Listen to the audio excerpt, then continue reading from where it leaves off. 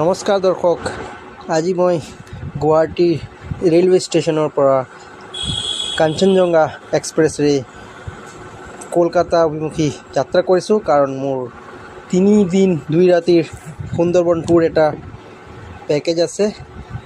আমি পোনে নামিছোঁ শিয়ালদহ জাংচনলৈ। ইয়াত এক ৰাতি থাকি ৰাতিপুৱা টিকেট কাটি লৈ আমি কেনিঙলৈ যাত্ৰা কৰিম। কেনিঙৰ পৰাই ষ্টেচনৰ পৰাই আমাক ৰিচিভ কৰিব আহিব আমাৰ ট্যুৰ গাইড। এয়া কেনিং লোকেল চাওক, সম্পূৰ্ণ ভিৰ ট্ৰেইনখনত, কাৰণ সকলোৱে সুন্দৰবন ট্যুৰৰ কাৰণে ইয়ালৈ আহিছে। আমিও তাৰ কাৰণেই। ইয়াৰ পিছত চাওক, আমাক ৰিচিভ কৰিবৰ কাৰণে আমাৰ বৰ্মন ট্ৰেভেলাৰ্ছ আমাক ৰিচিভ কৰি আছে। এইখন বাছত উঠি গৈ আমি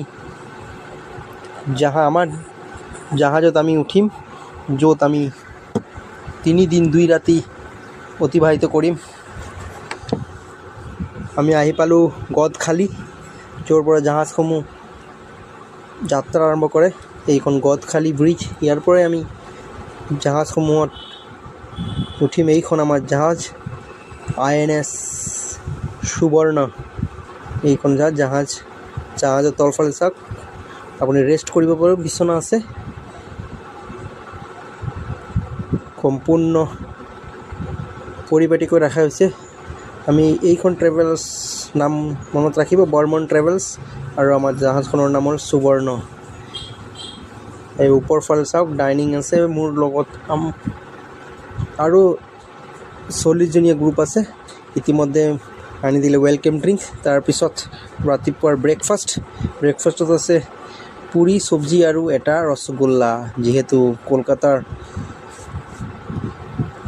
ৰসগোল্লা বিখ্যাত। ইয়াৰ পিছত আমাৰ জাহাজখন যাত্ৰা আৰম্ভ কৰিলে।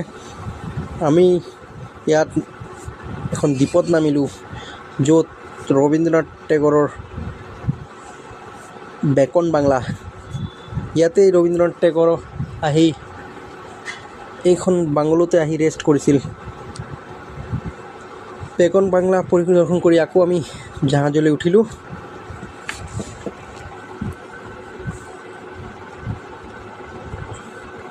ইয়াৰ পিছত আহিলে গৰম চাহ একাপ।